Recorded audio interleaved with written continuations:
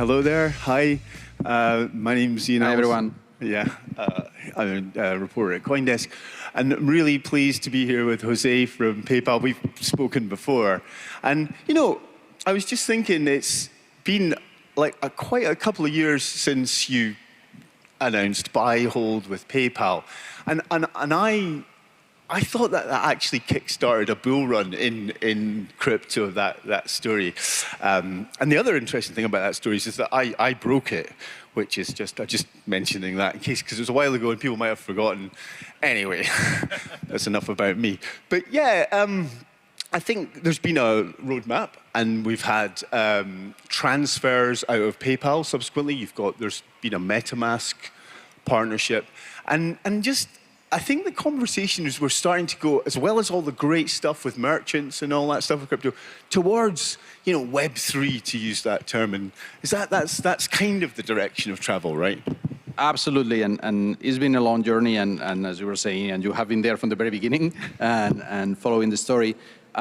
Yes, so we came to the space. PayPal has been active in crypto probably for the best part of the last 4 years. Our first product, which was the ability to buy, hold, and sell crypto on the PayPal app and web, was launched about 2.5 years ago. And then we did US, UK, Venmo, and then there was a game changer last summer. Actually, in this same conference, we announced that we were opening on-chain transfers from the PayPal wallet. And then actually activity kind of exploded. The vision on the PayPal side for crypto is, we do believe that there is a need for someone to be a conduit between the fiat world and the PayPal and the crypto world. And that's where we believe we can help. Any of you who have been using the apps and interacting with the Web3 environment know how painful it is to move from fiat to crypto, crypto to fiat. And players like us, not only us, but I think there's an important role for the payments industry to facilitate that. So we have seen, since we launched, that ability to move crypto in and out of PayPal wallets. We are now a payment instrument on Metamask. We are really, really happy with that collaboration. It's going really well, fully ramped now. And we will intend to be the payment provider of choice for Web3 and the app providers. Lovely. Now, there is an announcement that you're going to make, and I'm being told backstage not to come out the doors with it, so don't want to break the embargo, and it's completely messed up my flow, but that's fine. But I'm going to go into it now, and the new thing that we're going to mention today is Venmo, transfers out of Venmo, the US wallet, 75 million. And the thing what my takeaway from that is that Venmo was designed as a peer-to-peer payment system. And again, this is where we're going with this Web3 stuff, and that's why I mentioned that first. Is that so? Do you want to talk a bit about the Venmo thing? Of course, I would love to talk about that. So as Ian is making reference, starting in May, we are going to be enabling on-chain transfers from Venmo wallets too, meaning that you can buy crypto on Venmo and send it out. Thank you. Thanks. So you can buy crypto on Venmo and send it to another Venmo user. You can send it to a PayPal user. You can send it to an external wallet. You can send it to your hardware wallet, which we think is something fundamentally important in two ways. So the first of all, it is choice. Consumers have been asking for that for a long, long while. We have the proof of success on the PayPal side, and now we are bringing the same functionality to the Venmo users. And second, I'm sure that many of us in the room, and you and I and the audience spend a ton of time talking to folks who are challenging, are there use cases for crypto? Are there use cases for where can I use it? So, well, there you have one use case. Now we are enabling, through crypto, we are enabling fast and free and near instant transfers between Venmo wallets and PayPal wallets, which is basically connecting to the largest network and wallets in the country. We're super excited about that. It's going to be live in May. It's going to be rolling out in the next weeks. Nice. So I didn't break the embargo there. So going back to this Web3 world, we talked earlier, we're looking at NFTs, we're looking at things like gaming, media, loyalty and stuff. Do you want to talk about those sectors and what sort of size you're looking at in the future? And I know gaming's its own thing, it's this huge thing. I'll let you go. So I guess that the size is anyone's guess. But what we're trying to figure out is what are the fundamental advantages of the technology. And one of those things that you can only do on blockchains. Gaming is a really, really good example. If you think of things that would benefit from micropayments, streaming payments, the ability to have non-fungible stuff that you can take from one ecosystem to the other ecosystem. The gaming industry is one that we think is very ripe for the adoption of cryptocurrencies. There are not large-scale Web3 games that are developed yet, but I do believe that many of that will be coming out in the next year and a half or so. And there's a really, really good use case for a digitally native currency. NFTs have been a really interesting space. There was a bit of a boom and bust. I do think that the rumors on the death of NFTs have been greatly exaggerated. I don't know if it is going to be about collectibles and art is always going to be a part of it. But the way we look at NFTs is thinking of them as a digital right of proof of property. And that can be applied to a bunch of different things. So whether it is the art and collectible side, or it is tickets to events, or things like we spend a ton of time thinking about digital identity in a Web3 world, and we think of something like soul-bound tokens, and it opens just an incredible array of possibilities. And when you have, it's a fairly horizontal technology that I think will cut across a bunch of different verticals. Aye. I mean, you touched on that there about the NFT collectible. You know, there was a massive boom, and I'm sure you've been thinking about all this stuff for longer than that 2021 spike in NFTs. But is that, I mean, I saw a Twitter thread the other day, people saying, oh, it's never going to be like it was, and NFTs are never good. That was the all-time high. What do you think? I mean, you mentioned there's obviously other utilities, but just NFTs themselves, is that market going to come back, do you think? Or? Look, Ian, I have enough gray hair to have been to a couple of these winters. And there are two sentences that you always hear. On the bull run, you always hear, this time is different. And on the bear run, you always say, things will never be the same. It remains to be seen. I think it is, actually, I think it's going to be much bigger, but it's going to be much bigger on an array of different use cases. If you think about just specifically the collectibles and art-related, it's basically an IP-based business. And what you have seen through the winter is that despite the decrease in the volume of NFT trading, if you look at the companies that get involved in the space, and I track very closely, obviously, my peers and my competitors and companies from the more traditional finance space who are active in crypto, and what media companies are doing there, if you look at that and you roam around the halls of the conference and you see who was involved in the space and continues to be involved in the space, all of us continue to be involved in the space. There are a number of companies like PayPal who are here. And if you think on NFT activity and the folks who have been driving it from the enterprise side, the Nikes and the Adidas of the world, they are still there, the Starbucks of the world. So I think that has really high promise. And in terms of the volume, I don't know. I think it's a less relevant question whether the volume will go back to 2022 or late 2021. My money is that I think it will be, but it's going to be on a wide array of different cases. No, lovely. Actually, at this conference, a couple of people I've spoken to, and one of them even called it NFTs 2.0, and another very large company that we all know that's quite closely linked to Ethereum was saying music NFTs. So you can listen to a soundtrack on an NFT, and also wallets. So there's functionality NFTs, and there's a lot coming, right? There is absolutely a ton that is coming up. Again, as we said, the ability that you have something that is conceptually a digital proof that you own something, you just can start to spin your wheels on what is the potential use case for all of that. Really, really good. And I guess being the size that you are, I mean, loyalty and stuff like that in media, you can actually think about articulating new products yourself. There'll be stuff that you can help push that's kind of new and interesting, I guess. I can't think of things off the top of my head, but you know what I mean? You've got that power in the market. I think that we can contribute to the conversation and we can contribute to the market. You're asking about loyalty. Loyalty is a space where you're starting. I think that we are in the super early innings of what you can do with Web3 and digital assets in terms of loyalty. But again, going back to the core tenets, if you can think of something that is immutable, that is programmable, that you can trace, one of the issues with loyalty programs and points is that they are not interchangeable. You cannot move from your airline X points to your airline Y points. And you can provide that base layer in which you can start to do, and you can program things into it. Things like, hey, I want my users to be able to redeem my points for all these use cases, but not for these other use cases.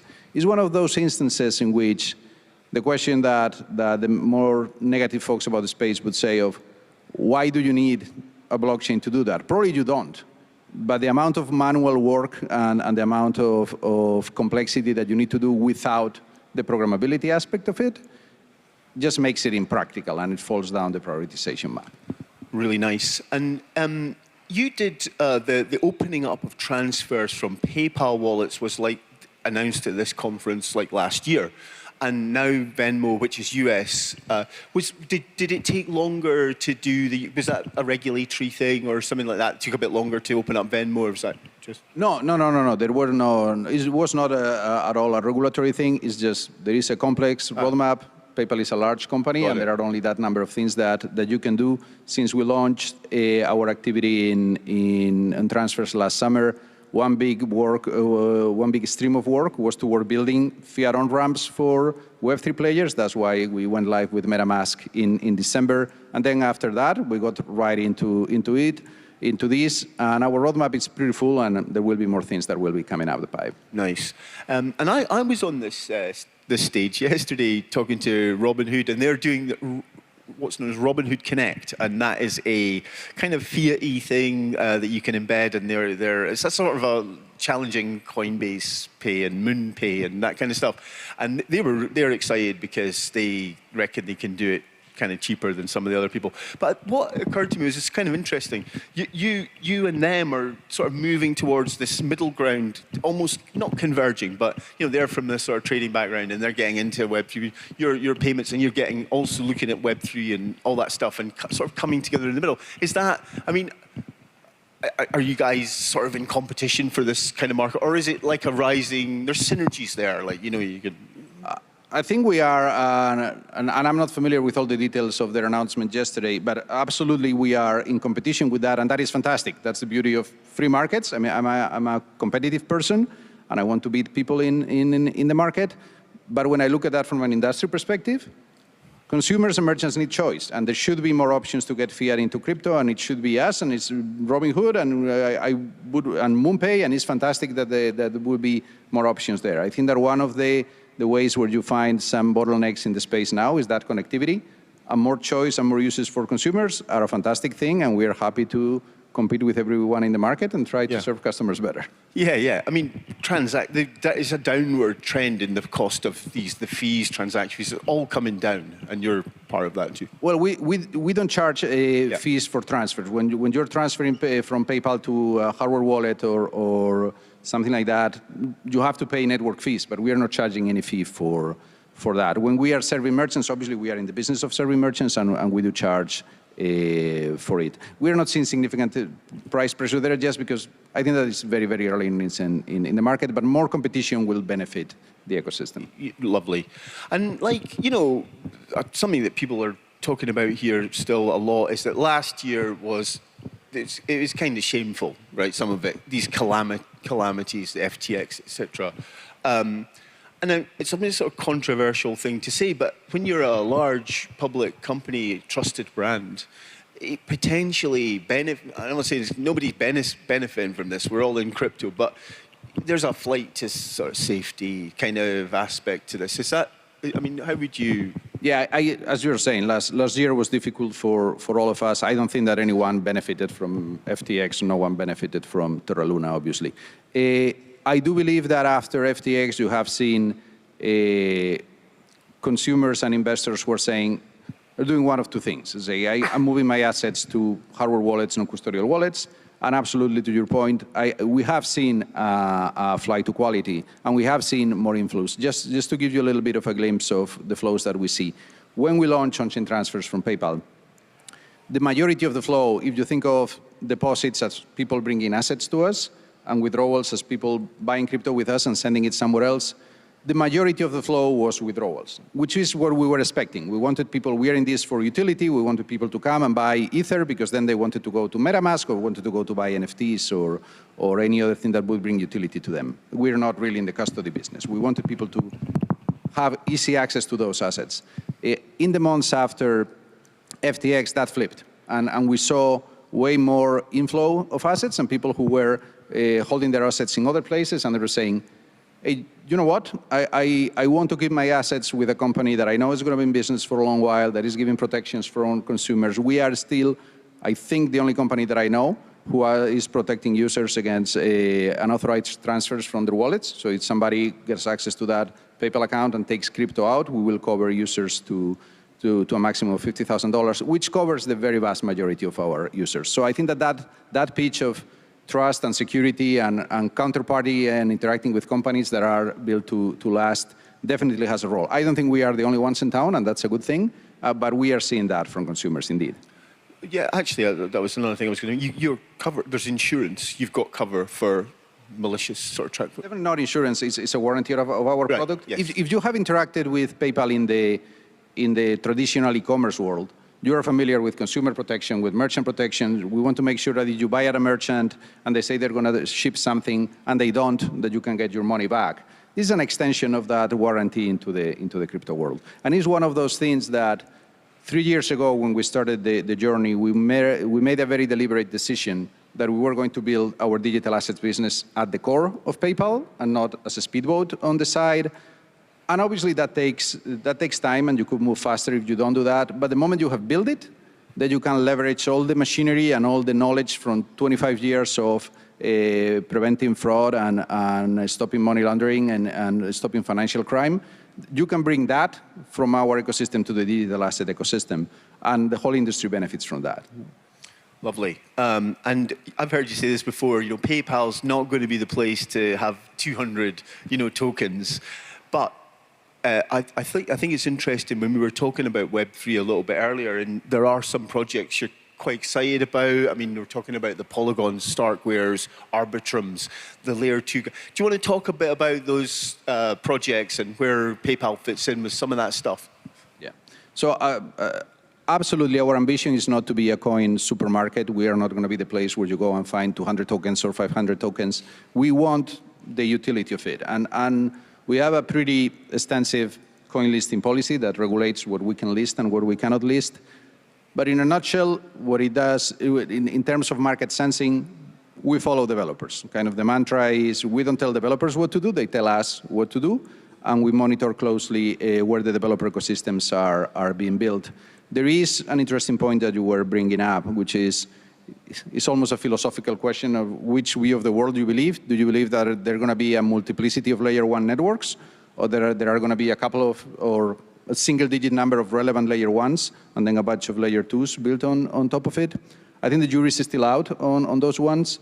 Neha Narula from MIT was on the stage a couple of days ago, and she was saying, look, there is a ton of work that goes to ensure security at the base layer of those networks. And there are only that many developers that are doing core dev work on the base layer of the networks. So there is something to be said about the advantages of layer 2s. But I think there will be more layer 1s than just Bitcoin and Ethereum. I don't think there are going to be 75 layer 1s that are relevant. I guess when you running up to and incorporating and working with Metamask, you maybe naturally become more focused on some of the Ethereum stuff, some of the layer 2 stuff, and that's maybe kind of what's happened a wee bit.